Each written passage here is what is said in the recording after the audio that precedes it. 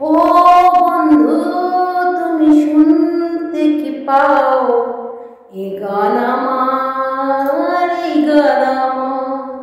ও বন্ধু তুমি শুনতে কি পাও এ গান আমার, এই গান আমার।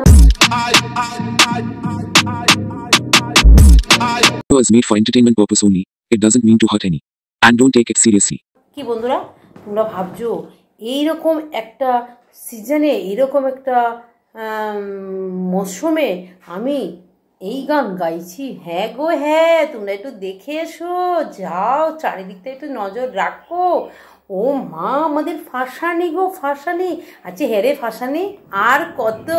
বলছে এই জন্মে তোকে পাবো না তো কি হয়েছে, ও বুঝেই গেছে যে আর চান্স নেই, এই জন্মে তোকে পাবো না, আমি অপেক্ষা করবো পর জন্মের জন্য। ঠিক আছে, পরে জন্ম যেন তুই হয়, আমি সেই জন্মে তোকে পাবো বন্ধু।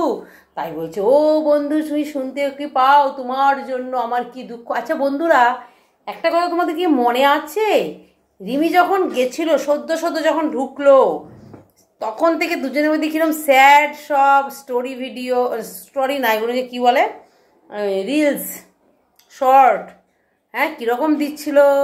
হ্যাঁ এখন দেখেছো আর স্যাড সং দেখতে পাচ্ছ, আর স্যাড ভিডিও দেখতে পাচ্ছ? No no no no no no, আর কিছু এখন উৎফুল্ল উৎফুল্ল উৎফুল্ল, শুধু আনন্দ। এই যাচ্ছে সুইমিং পুলে স্নান করছে, গাড়ি কিনছে, বাড়ি না বাড়িটা এখনো হয়নি, বাড়িটা তো এটাই পেয়ে যাবে। তো দেখেছো এখন শুধু আনন্দই আনন্দ। কারণটা কি বলতো, আমার রাস্তা তো পরিষ্কার, আমি তো এখন আবার বন্ধু বন্ধু খেলা। আরে হ্যাঁ রে হ্যাঁ রে, দাঁড়া দাঁড়া দাঁড়া দাঁড়া এক মিনিট বন্ধুরা, তোমরাও শোনো, তোমরা বলবে আমার সাথে একমত কি দুমত। এই যে আমাদের ফাঁসানি এতদিন কি ব্যস্ত, কি বিজি, কিসের কাজে? প্রমোশনাল কাজে, তাই না? কোম্পানি থেকে এত এত কাজ, মেয়েটা হাঁপিয়ে উঠছিল। এই তো চিংড়ি পাড়া, আরও চিংড়ি পাড়া হয়ে যাচ্ছিল, মানে টেংরি পাড়া হয়ে যাচ্ছিল, রোগা হয়ে যাচ্ছিল মেয়েটা। সরি একটা ফোন ঢুকে গেছিল। তো আচ্ছা তোমরা একটা জিনিস এখন খেয়াল করেছো, এখন কিন্তু আর প্রমোশনাল ভিডিও পাচ্ছে না, এখন কি করছে, বাড়িতে বসে বসে সাইজ দিচ্ছে। সাইজ বুঝতে পারছো না? চলো বেশি বিশ্লেষণে গেলাম না। সাইজ দিচ্ছে, দিয়ে টেস্ট করিয়ে দেখাচ্ছে নাইটে কিভাবে মানে ঠিকঠাক থাকতে পারবে, ওভারনাইট প্যাড এর অ্যাড দিচ্ছে, যার যেটা অকাত। ঠিক আছে, এতদিন কি ছিল, এত প্রমোশনাল ভিডিও, এখন পাচ্ছে না কেন? অ্যাকচুয়ালি ওর অকাদে একটাও পাচ্ছিল না, বুঝেছো? ওইদিকে ওর অকাদে একটাও পাচ্ছিল না, পুরোটাই ছিল জামাই বাবা জীবনের। ঠিক আছে, ওর এক্স হাজব্যান্ডের।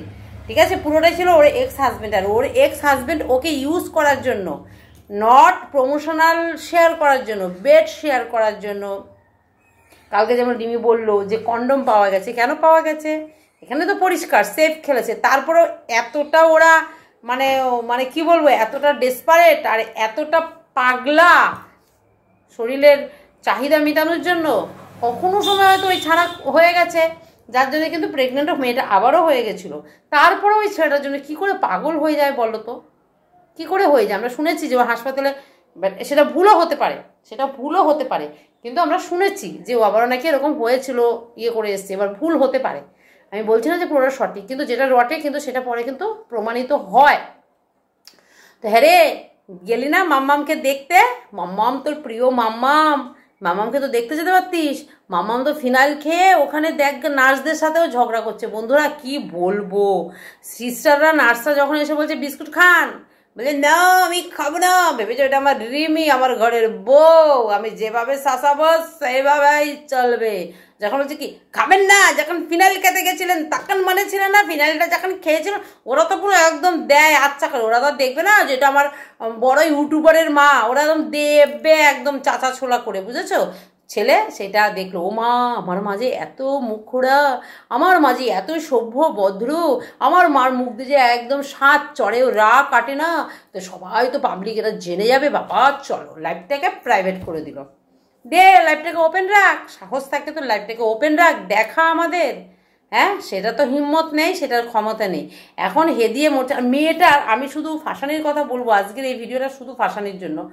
ফাঁসানি তোর লাজ লজ্জা ভগবানকে একটুকু দিয়ে পাঠায়নি, একটুকু দিয়ে পাঠায়নি।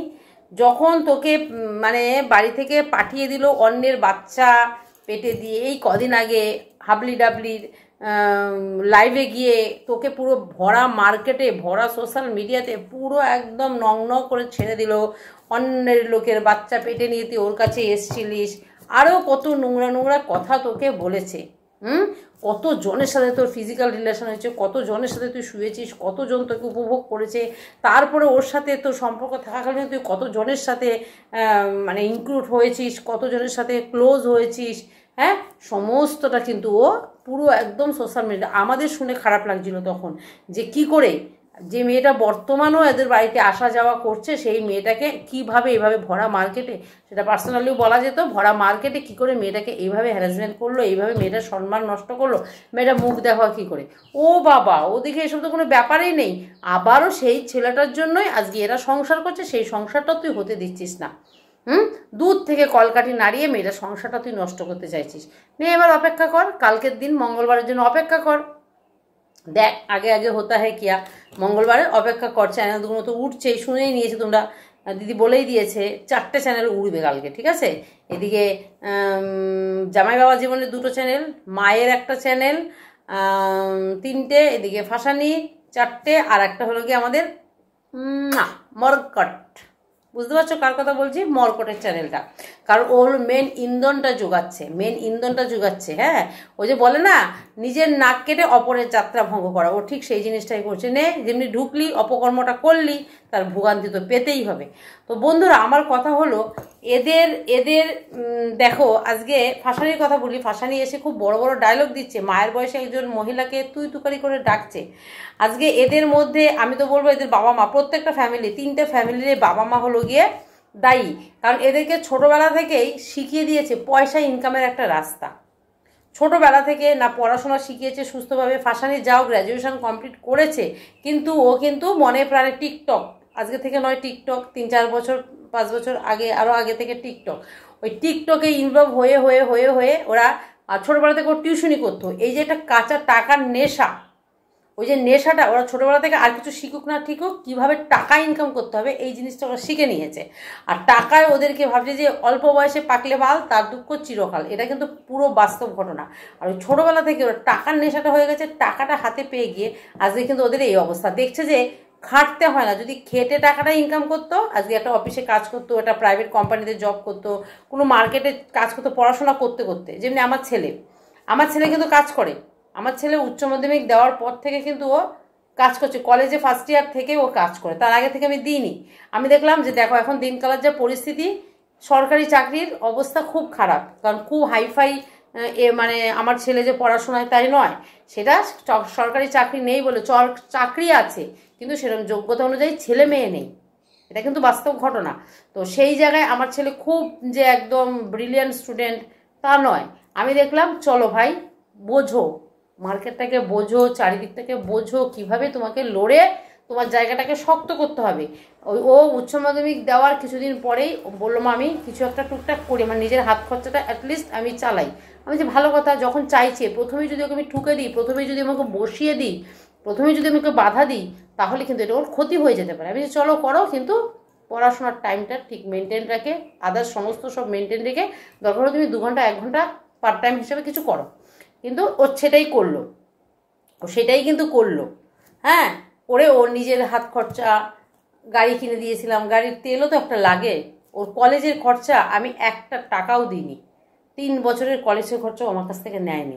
হ্যাঁ, তো চলো তোমারটা দিয়ে তুমি চালাও, যখন আটকে গেছে আমাকে বলেছে, আমি তখন দিয়েছি, কিন্তু ও আমাকে বলছে মামার লাগবে না। তো এই যে জিনিসগুলো দরকারও আছে, লড়াই করার দরকারও আছে, কিন্তু এদের কি বলতো, এরা খেটে ইনকাম করেনি। আচ্ছা, যদি খেটে আমাদের মাঝে খেটে ইনকাম করেছে, সেই একটা আলাদা, এরকম খাটলাম, এটা থেকে এবার আমাকে আরেকটু উপরে উঠতে হবে, একটু অন্যরকম প্রসেসে যেতে হবে, এবার একটু হাই কোয়ালিফিকেশনে যেতে হবে। এবার যেমন আমার ছেলে অফিসিয়ালি জব করছে, তো এই যে একটা টেন্ডেন্সি, এটা আলাদা একটা পয়সা ইনকাম করার। এরা কি বলতো, বসে বসে নিজেদেরকে নৃত্যকলা দেখিয়ে, নিজেদের ফেস দেখিয়ে, নিজেদেরকে কিভাবে প্রমোট করে পয়সা ইনকাম করা, ওরা হলো এই সহজ প্রসেসে জিনিসটা শিখে নিয়েছে, ঠিক আছে। কাজে এরা কিন্তু খেটে খেতে পারবে না, এরা খেতে খেতে পারবে না, এরা নিজেদেরকে প্রমোট করছে, নিজেদের বিয়ে, নিজেদের লাইফস্টাইল, নিজেদের নোংরামি, নিজেদের জীবনের সব কিছু। আর বাবা মাগুলো সেগুলোকে দেখছে যে বাহ ভালোই তো, আমরা সারা জীবন খেটে যা পয়সা ইনকাম করতে পারিনি, আজকে আমাদের ছেলেমেয়েরা এই শর্ট টাইমে ক্যামেরার মধ্যে এসে নিজেদের নোংরামগুলো দেখে নিজেদের লাইফ, এগুলো তো ঘটছেই, চলো এগুলো সোশ্যাল মিডিয়াতে আর একটু প্রেস করে দিল, আর একটু দিয়ে দিল, মানুষ এটাকে নিয়ে কন্ট্রোভার্সি করলো, চলো আমার ছেলে মেয়েদের বেশ ভালোই তো ইনকাম, ব্যাস বাবা মারাও কি করলো, শুরু করে দিল এভাবে ছেলে মেয়েদেরকে বেচতে। তাহলে শিখাবেটাকে ওদেরকে, এদেরকে শেখাবেটাকে, ঠিক আছে? তো আমি আমি ভেবেছিলাম যে ফাসানি ওর মাম্মামকে হয়তো দেখতে যাবে, হ্যাঁ ভেবেছিলাম, মানে ভাবনাটা কেন ভেবেছিলাম, কারণ এত ভালোবাসা, এত মাখামাখি, ভেবেছিল যে আড়ালে আবডালে হলেও দেখতে যাবে, গাড়িটা নিয়ে যখন বেরিয়েছে তাহলে যেতেও হয়তো পারে। ও যদি যেত, ভাবনাটাই আমার ভুল, এটা আমি কিন্তু জাস্ট তোমাদের সাথে এমনি বললাম, ভাবা ওখানে যাবে কেন ও গেলে, কারণ মনে আছে তোমাদের এই মেয়ে ছেলে একদিন বসে বলেছিল দেয়ালে চুলের মুঠি ধরে, শাশুড়ির সামনে চুলের মুঠি ধরে দেয়ালে ঠুসে দেবো রিমিকে, ঠিক আছে? সেদিনও যদি রিমির বুকের পাটাটা, কারণ রিমি একটু ইনোসেন্ট মেয়ে, ওই কথাটা বলার পরে আমাদের মতো ডেসপারেট মেয়েরা হলে কী করতাম বলো তো, চল যাচ্ছি তুই কি করবি করবি, ও দুজন প্রশাসন নিয়ে ও কিন্তু, ওরও একটু ভুল ত্রুটি ছিল, ডিভোর্স ফাইল করে ফেলেছে, কেস করে ফেলেছে, যার জন্য ভয় পাচ্ছিল যে যাবো কি করবে না করবে, কিন্তু কিচ্ছু হতো না, গিয়ে ওকে চুলের মুড়িটা ধরে দেয়ালে ঠুসে দিতে হতো, হ্যাঁ। কিন্তু ওই জায়গায় রিমির কিন্তু অ্যালাউ ছিল, ও যখন অবৈধভাবে ওদের বাড়িতে ঢুকেছিল রিমিও কিন্তু অ্যালার্টমেন্ট ওখানে ছিল, রিমি কিন্তু ইচ্ছা করলে ওখানে ঢুকতে পারতো, ও কিন্তু কোনোভাবে ওখানে মারাতেই পারে না। আজকে ওর প্রিয় এক্স হাজব্যান্ড সুইসাইড করলো, শ্বশুর সুইসাইড করলো, শাশুড়ি মানে মাম্মাম ফিনাইল খেয়ে পেট পরিষ্কার করলো, সেই জায়গায় কিন্তু ও বেচারি আহাহারে, না পারছে মানুষের সামনে বহিঃপ্রকাশ করতে, না পারছে দেখতে যেতে, দেখতে গেলে ওখানে পাবলিক, রিমির দরকার ছিল না, আমাদেরও দরকার ছিল না, ওখানকার পাবলিকরাই ধরে ওর চুলের মুঠি ধরে ঘুরিয়ে বাড়িতে ছুঁড়ে ফেলে দিত। খুব ভালো করেছিস, ভুল করেও এসব সাহসগুলো দেখাতে চাস না, ওই ভেতরে ভেতরে ফোনে তুই ওই যে সেদিনকে আমি বলতে ভুলে গেলাম, ফোনে বলছিস না ফোন ট্র্যাক করা হোক, তুই যে যা শেয়ানা, তুই চলিস কোথায় বলতো, তুই পাতায় পাতায় না, তুই ডালে ডালে খালে খালে তলায় তলায় নিচে নিচে শিরায় শিরায় তুই চলিস, তুই হলো সেরকম, মানে ওই যে বলিস না আমি এসে ভ্যান্ডন ভ্যান্ডন করি না, আমি এসে চিৎকার করি না, হাওয়া হাওয়া করে, আমি কান্নাকাটি করি না, রিমি তো বোকা, ওই জন্য রিমি হাওয়া করে কিনা কান্নাকাটি করে, আর তুই মুখটাকে এমনভাবে ভেতর থেকে খেলিস, তোকে ধরবে, তোকে চিনবে বাপেরও সাধ্য নেই, মানে শিবের বাপেরও সাধ্য নেই, তুই হলি এতটা ধুরন্তর মেয়ে ছেলে। তুই কি যে কথাটা বললি যে ট্র্যাক, আমার ফোনটা ট্র্যাক করা হোক, আমার ফোনটা চেক করা হোক, আমার ফোনটা প্রশাসনের হাতে দেওয়া হোক, তুই তোর সেরা জিনিস, তোর ফোন থেকে তুই ডাইরেক্ট কথা বলবি না, ঠিক আছে? সেটা যে কে তোকে পরিচালনা করছে, আর তুই যে 24 ঘন্টা ওর সাথে ফোনে বিজি থাকিস, সেটার প্রমাণও কিন্তু আমাদের কাছে আছে, ঠিক আছে? সময় মতো সব পেয়ে যাবে মামুনি, চিন্তা তুমি করো না, ঠিক আছে? সময় মতো তুমি সব পেয়ে যাবে, এখনও সময় আছে, চ্যানেলটা উড়ে যাবেই একদম পাক্কা, এই 4-5টা চ্যানেল কালকে উঠবেই, ঠিক আছে? তো চলো বন্ধুরা, আর কিছু বলার নেই, কালকে দেখা যাক তারপরে কি কি হয় না হয় সবটাই তোমরা দেখতে পাবে, জানতে পারবে। এবার আমি যাব কি যাব না সেটা আমি সঠিক এখনও বলতে পারছি না, কারণ এই মাসের এই সপ্তাহের মধ্যে আমার প্রচুর ছুটি হয়ে গেছে, তোমরা দেখেছো। এবার কালকে আবার ছুটি, 20 তারিখ ভোর ছুটি, এত ছুটি কোম্পানি থেকে সমস্যা হয়ে দাঁড়াতে পারে, হ্যাঁ। তারপরেও দেখছি, কারণ এত বড় একটা লড়াই যখন লড়ছি মেয়েটার জন্য, শেষ তো দেখতেই হবে, দেখি কার সাথে কীভাবে অ্যারেঞ্জমেন্ট করে আমি যেতে পারি, ইচ্ছা আছে যাওয়ার, দেখছি। তো চলো সবাই ভালো থেকো, সুস্থ থেকো, টাটা, দেখা হবে অবশ্যই নেক্সট ভিডিওতে।